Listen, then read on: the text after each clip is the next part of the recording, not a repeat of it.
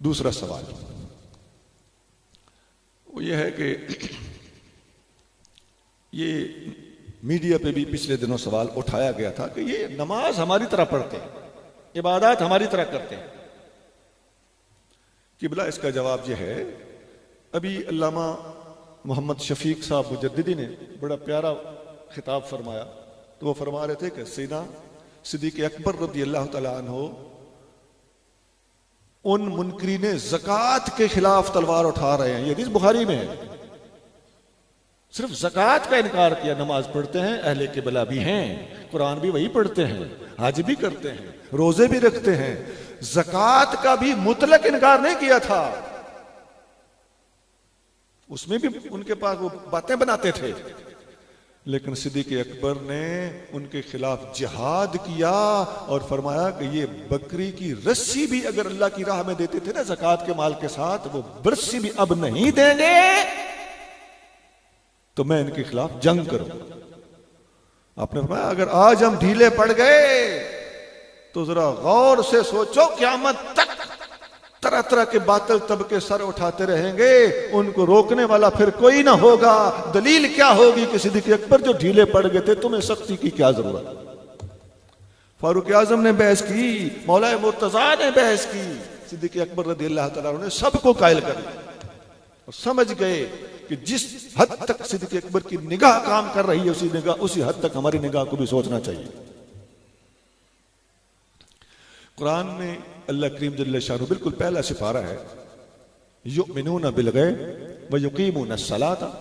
सबसे पहले अल्लाह ने ईमान की बात की है, उसके बाद नमाज की बात। ईमान है तो नमाज का फायदा है, ईमान नहीं है तो नमाज का कख फायदा नहीं।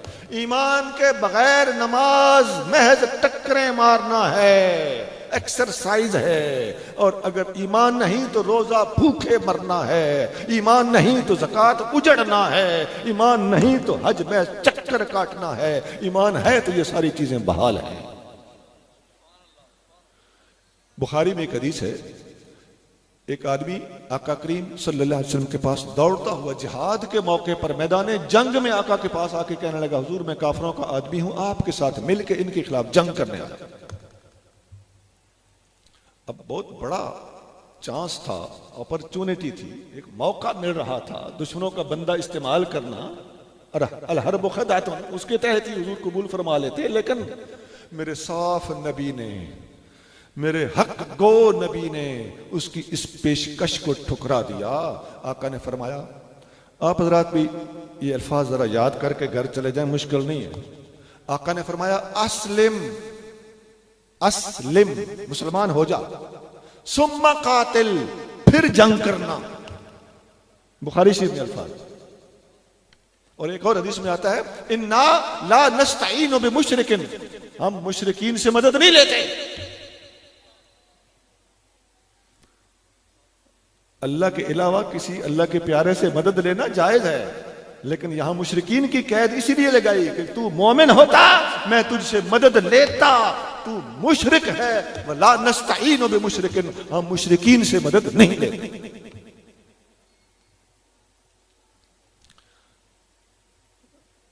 एक और हदीस में आता है, आका करीम सल्लल्लाहु अलैहि वसल्लम ने, मुस्लिम शरीफ में हदीस है, आका ने फरमाया ला तदखुलूनल जन्नत हत्ता तुमिनू, तुम उस वक्त तक जन्नत में नहीं जा सकते जब तक ईमान नहीं लाओगे। पता चलता है कि ईमान शर्त है जन्नत में जाने के लिए, ईमान शर्त है इबादत की कबूलियत के लिए, ईमान शर्त है नमाज ज़कात रोजा हज के अलावा जहाद की इजाजत और जहाद करने तक के लिए। लिहाजा ईमान के बगैर कोई अमल फायदा नहीं देता। वैसे मैं हदीस बरकत के लिए आगे सुना देता हूं, वलन तुमिनु हत्ता तहाब्बू, तुम उस वक्त तक मोमिन नहीं हो सकते, जन्नत नहीं जा सकते जब तक ईमान नहीं होगा, और तुम उस वक्त तक साहिब ईमान नहीं हो सकते जब तक आपस में मोहब्बत नहीं करोगे। और मैं तुम्हें बताऊं कि आपस में मोहब्बत करने का तरीका, मोहब्बत बढ़ाने का तरीका क्या है। फरमाया अफ़शुस सलाम, एक दूसरे को अस्सलाम वालेकुम कहा करो। ये मैंने हदीस आखिर तक इसलिए सुनाई है, ये मसला भी वाज़े हो जाए कि हम ईमान वाले होंगे तो जन्नत जाएंगे। लिहाजा कादियानियों का ईमान के बगैर इबादत करना बेफायदा हो गया। और हम ईमान वाले तब होंगे जब आपस में मोहब्बत करेंगे। इससे पता चल गया कि जो ईमान वाले नहीं हैं हमें उनसे मोहब्बत नहीं, नफरत होनी चाहिए। नफरत का माना भी गलत ना लीजिए, अदम ईमान की हद तक नफरत है। और किसी के साथ ताउन, किसी के साथ दरगुजर, किसी की खिदमत वगैरह, उसके दर्जात हैं, उसमें तरजीहात होती हैं। आपके पास एक गिलास पानी है, एक मुसलमान मर रहा है, एक काफिर मर रहा है, आप किसको बचाएंगे? पहले मुसलमान को। और अगर एक गिलास पानी है, ये मैदान जंग के अलावा बात, आम हालात की बात, और पानी का एक ही गिलास है और मुसलमान को नहीं, सिर्फ काफिर ही आपके पास है जो फटक रहा है, आप उसकी जान बचा लें, इसको कहते हैं इंसानी हमदर्दी। इंसानी हमदर्दी का यह मतलब नहीं कि काफिर और मुसलमान को बराबर करार दे दिया जाए, बल्कि आजकल दर पर्दा काफिर को तरजीह दी जाए। ये बातें हमने ताड़ी हुई हैं। इंसानी हमदर्दी की आड़ में हम रौंद नहीं मारने देंगे। इन मसलों को हमसे ज्यादा नहीं जानते ये लोग जो इन बातों के ठेकेदार बने। बहरहाल गुजारिश ये कर रहा था कि आपस में मोहब्बत करो। पता चलता है कि इनसे, मुसलमानों से मोहब्बत करनी है और दूसरों से वो ताल्लुक नहीं रखना जो मुसलमानों से होता है, और वो तरजीह नहीं देनी जो मुसलमान को दी जा सकती है। और अगले अल्फाज क्या है? आपस में मोहब्बत बढ़ानी है तो अस्सलामु अलैकुम कहा करो, अफ़शुस सलाम। पता चलता है कि जिनसे मोहब्बत करनी हो उन्हीं को सलाम दिया जाता है, जिनसे मोहब्बत न रखनी हो उनको सलाम नहीं दिया। कादियानियों को सलाम लेने का लोग मसला पूछते रहते हैं।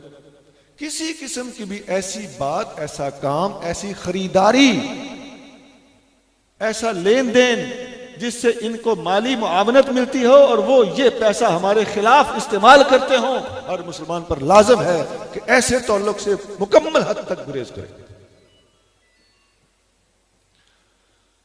ये मैंने दो सवाल उठाए उनके। तीसरा सवाल, कादियानी कहते हैं कि इस उम्मत में, ये मिर्जा कादियानी की किताब है एक गलती का इजाला, उसमें 16 सफ़े का एक पंफलेट है। दरअसल ये एक इश्तिहार था, उसे जब लपेट के छापा तो वो 16 सफ़े का रसाला बन गया। ये अब उसकी किताब रूहानी खजाइन का एक हिस्सा है। उसमें मिर्जा कादियानी खुद लिखता है, उसके अपने वर्डिंग है कि सिद्दीकी खिड़की खुली है। सिद्दीक अकबर क्या थे? फनाफिर रसूल। और अब भी कोई शख्स हुजूर की जात में फना होकर नबी बन सकता है, जुदागाना नबी नहीं बन सकता। ये मिर्जा कादियानी की मंतिक है। इस सवाल का जवाब बिल्कुल सादा सा, इसी को वो जिल्ली और बुरूजी कहते हैं। दरअसल जिल्ली और बुरूजी से उसकी ये मुराद होती है कि ऐन हुजूर ही का दूसरा रूप, और सिद्दीकी खिड़की का हवाला देता है एक गलती का इजाला में। अब इसका जवाब आप खुद ही समझ गए होंगे। जिस खिड़की के जरिए से ये नबी बनना चाहता है सिद्दीक अकबर, खुद सिद्दीक अकबर नबी नहीं बन सके और ये इस खिड़की का बहाना करके ये नबी बनता है, ये कहां की मंतिक है? इसी का अगला स्टेप भी जरा सुन लीजिए। हदीसों से साबित है, नबी करीम सल्लल्लाहु अलैहि वसल्लम फरमाते हैं, एक दफा हजरत अबू दर्दा साहबी और सिद्दीक अकबर दोनों जा रहे थे। अबू दर्दा आगे आगे चल रहे थे, सिद्दीक अकबर पीछे पीछे चल रहे थे। ये सही सनद के साथ हदीस मौजूद है, कई किताबों में। हुजूर सल्लल्लाहु अलैहि वसल्लम ने फरमाया, ए अबू दर्दा, अतमशी कुद्दाम रजुलिन लम तत्तले शम्सु ला रजुलिन अफदल मिनहु सिवन नबिय्यीन वल मुरसलीन।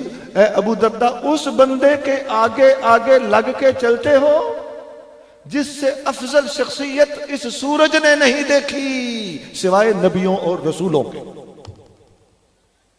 अब सिद्दीक अकबर इस उम्मत में यह मकाम रखते हो, फिर उनकी खिड़की का मिर्जा कादियानी बहाना बनाता हो सिद्दीक अकबर नबी ना बन सके। हदीसों में यूं भी आता है, मौला मुर्तजा फरमाते हैं रज़ियल्लाहु तआला, इन्ना खैरा हाज़िहिल उम्मते, ये लफ्ज देखिए, इस उम्मत में सबसे अफजल अबू बकर और उमर है। ये 80 रावी है इसके। इस उम्मत में, मैं ये लफ्ज आपको पकड़ाना चाहता हूं। मिर्जा कादियानी भी अपने आप को इस उम्मत में कहता है। इस उम्मत में अफजल अबू बकर हैं, फिर उमर हैं। ना अबू बकर नबी बन सके, ना उमर नबी बन सके। मिर्जा साहब, या अबू बकर और उमर को इस उम्मत से निकालना होगा, या फिर तुझे इस उम्मत से निकलना होगा। और अबू बकर और उमर अल्हम्दुलिल्लाह इस उम्मत से नहीं निकल सकते, वो इस उम्मत के फर्द हैं। और यकीनन मिर्जा कादियानी इस उम्मत से बाहर है। इस उम्मत में तो फिर अफजल नबी न बन सका और मफजूल नबी बन गया। ये सिद्दीकी खिड़की का बहाना है, ये फना फिर रसूल होने का बहाना है। पहले इल्म हज़रात के लिए एक दरखास्त है कि फना होने से नबी बन जाना और नबूवत का दावा करना, तवज्जो, दावा इस बात का सबूत है कि अभी तक दुई बाकी है, फनाइयत तामा हासिल नहीं हुई। कभी फना होने वाला बंदा दावा नहीं करेगा। फना हो गया तो मिट गया, जुबान हो गई गूंगी। इसका मतलब है कि दावा करना बजाते खुद इस चीज की निशानदेही कर रहा है कि दावा करने वाले में अभी भी दुई मौजूद थी, तभी तो दावा करने की जरूरत पेश आई। ये जरा डीप गहरी बात थी।